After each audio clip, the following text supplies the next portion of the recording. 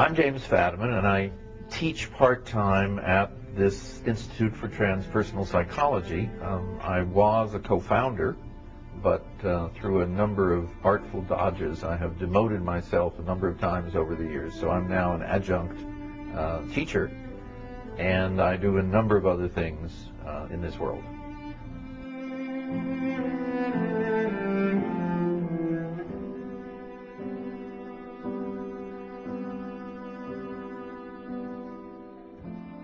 For me, transpersonal psychology is the fact that we are interested in all of human experience.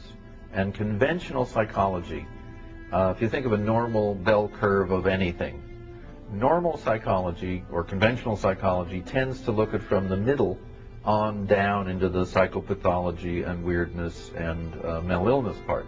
Now, the other half of the normal bell curve, from normal to superior to exceptional to dazzling to the people who change whole cultures, which turn out to be a combination of heroes, saints, visionaries.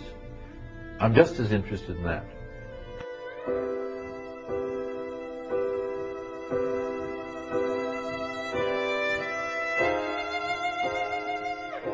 So for me, transpersonal is the human condition, specifically the most interesting area being the part in which personality is not seen as the outer limit of the human being.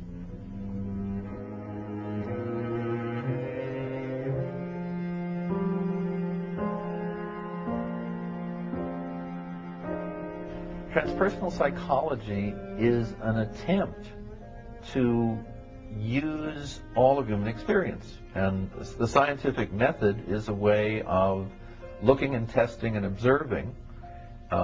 And unless it's misused and turned into scientism, a kind of religious fanaticism about numbers, it's a wonderful way of exploring human beings and the world.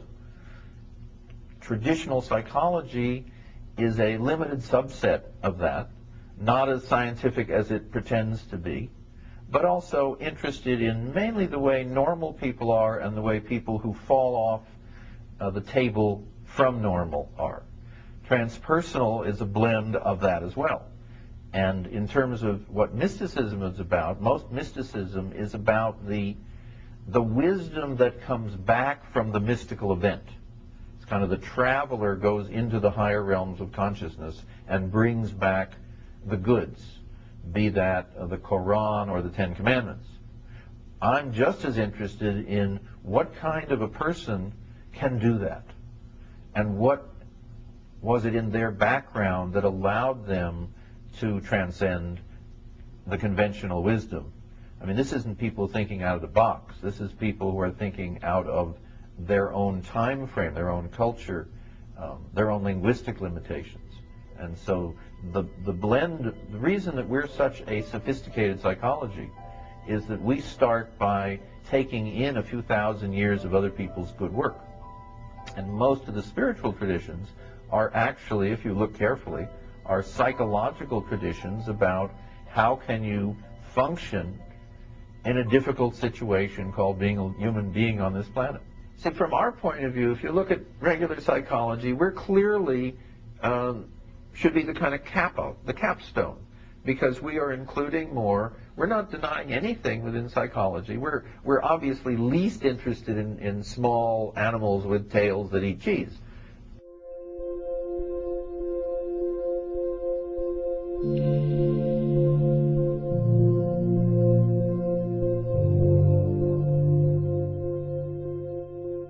So if we look at all of psychology, we're interested in almost all of it. And we simply are saying every culture known to humanity has been interested in the physical, the emotional, the intellectual, and the spiritual. For psychology to say, well, we're kind of interested in the physical, we kind of call it sports psychology, and it's a new thing, but we're kind of into it. And emotional things, that's called psychotherapy, and it's basically dealing with deficit issues and abuse and problems and social justice. That's okay. And we're interested in everything intellectual because that's what universities basically are designed to do very well. And the spiritual, Don't want to talk about it. Don't bring it up. Don't mention it at dinner. Don't ask people what their tradition is or what their church they go to, because that's going to be difficult. And we think that's silly. When people say, what's transpersonal therapy? And I say, it's therapy, which includes all these things. And they say, well, what's the difference? And I say, well, if you imagine going to a therapist, and the therapist says, you can talk about anything you want as long as it's intellectual. And you think, this is really some very sick dude. And you say, well, no thanks. And you go back to another therapist, he says, you can talk about anything that's intellectual and emotional, but nothing sexual. And you think, oh, I've hit a Victorian who, they didn't have sex. They never knew quite how it happened. But I have sexual feelings, and everyone I know has sexual feelings, so any therapist who won't talk about sexual feelings is missing a lot of my experience. And therefore, kind of like the Three Little Pigs here, you then go to the House of Brick, and you go to the therapist and says, well, of course you can talk about sexual feelings, and you may even have sexual feelings toward me, and we can talk about that. And of course, we'll deal with your emotional life and with your childhood. And of course, your ideas are very important, but nothing spiritual, because I don't deal with that. And you say, wait a moment, I'm not doing it. I'm not going to be with you either. Because that's the same nuttiness of denying a major part of human experience. And if you say to that therapist, name me a culture on earth except perhaps for psychotherapists who don't deal with spiritual issues on a daily basis, and I'll be very excited and I'll go study them. And he said, well, there's people over in the university. But when they go home, they have spiritual lives too. So I guess that's not it. I guess this is the only place where we don't discuss the spiritual. And since I've just said I'm a psychotherapist here to help you lead your life, I'm not really going to do a very good job unless I include that.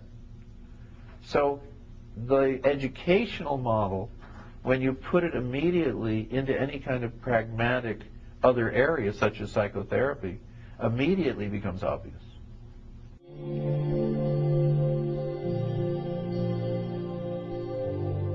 See, we're the ultimate conservatives.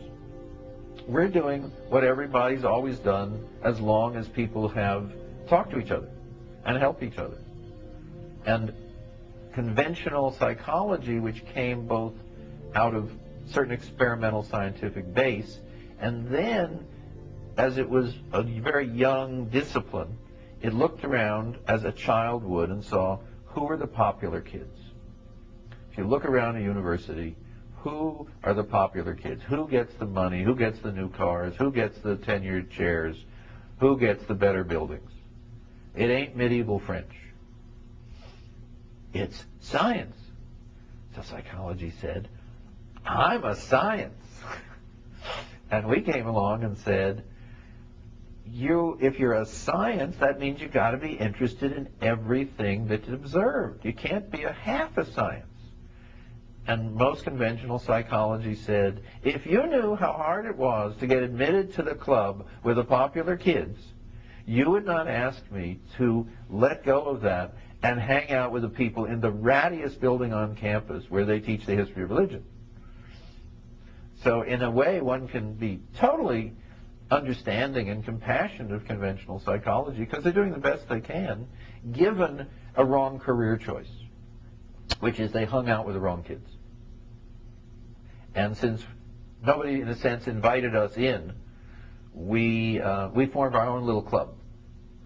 The difference is that people were welcome in our little club if they wanted to be, and still are. Remember that bell curve of normal and so forth. Now, psychology used to only be from normal down. Now there's a whole new word called positive psychology, which is normal up. But they don't go very far up. Nobody is saying, well, is St. Teresa a good role model in psychology? They're saying maybe Hillary Clinton, powerful, strong, attractive, interesting women, and so forth and so on. But when we get into the people who transcend, traditional psychology still would rather we go away.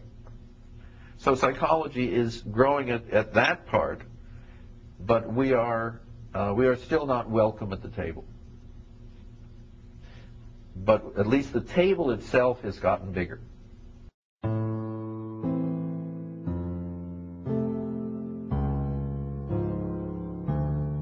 Well, transpersonal psychology actually arose out of the living room of Anthony Sudich, who lived in Palo Alto, California. And Anthony Sudich, a very unsung hero, actually founded 2 out of the 4 major forms of psychology in the world. And Tony, as he was known, was a remarkable man who was paralyzed from arthritis at around age 18 and made a full living, being a psychotherapist. But he was very interested in kind of what was good about people, what was decent, what was kind, what was compassionate. And he became friends with Abe Maslow, who was studying kind of the positive side of human beings. And humanistic psychology came out of that initial relationship. But it was, while Abe was well known, president of the APA, major books, etc., Tony actually ran the journal, the association, and kind of the place in which people could talk to one another. And at some point in Tony's development, I appeared, and so one day a week I volunteered to help Tony, as many people wonderful people did. So I became part of the journal staff and part of the scene. And then Tony realized we really had to go on. He had to give up this incredible thing that he built because it was too small. We kind of hit the glass ceiling, which was, there was clearly something beyond the personal being, beyond the personality, beyond the Jim Fadiman-ness of me. There was something more. And perhaps because Tony had only one arm and part of his face muscles that worked, he was more attuned to that than most of us would have been, because he was not, his body was not something that he was overly attached to. And so we began to explore what this other would be. And we initially had terrible terms like transhumanistic, which always to me felt like son of Lassie. And so we eventually came up with this notion of transpersonal. Tony wrote to all our distinguished editors on the journal and said, "I'm going on, do you want to join me?" And half of them wrote back and said, "I don't quite know where you're going, but sign me up." And the other half basically wrote that, "I don't know quite where you're going, but I already don't like it, because it sounds like you are going out of, in a sense, the atheistic world of humanistic psychology into the world in which there are religious issues and religious traditions." And so we basically said goodbye to them, and off we went. Now there are, I think, 18 international transpersonal associations, meaning the Transpersonal Association of Germany and of Norway and of Finland and of Japan, several of which are, I think, larger than the association in the United States. So that was a little bit of how we started. And we started because we wanted to know, what was it that was beyond personal identity? And the early definitions were very flexible. Every issue of the journal had a slightly different definition of what transpersonal is, which is why it's kind of the insider's joke to define transpersonal, because you're allowed to define it along the lines that interest you, as long as it contains this kind of core element of more than the personality. In our beginnings, we were, after all, in the midst of the 60s ferment. And one of the things that was in that ferment was that every institution was being looked at to see whether it was successful in what it said it was out to do. I used to walk around Stanford, where I was employed in the counseling, and I would say, imagine if this were an educational institution. Look at the facilities. What would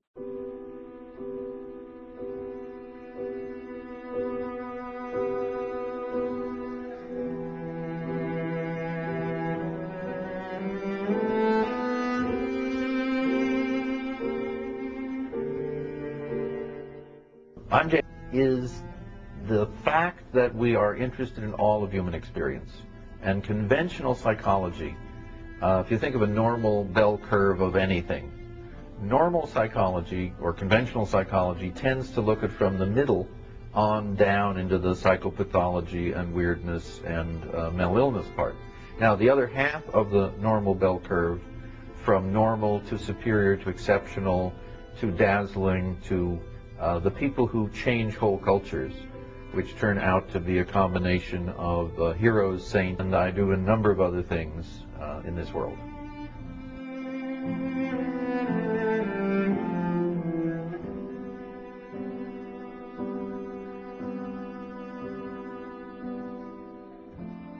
For me, transpersonal psychology, my name is Fadiman, and I teach part-time at this Institute for Transpersonal Psychology. I was a co-founder, but through a number of artful dodges, I have demoted myself a number of times over the years. So I'm now an adjunct teacher, and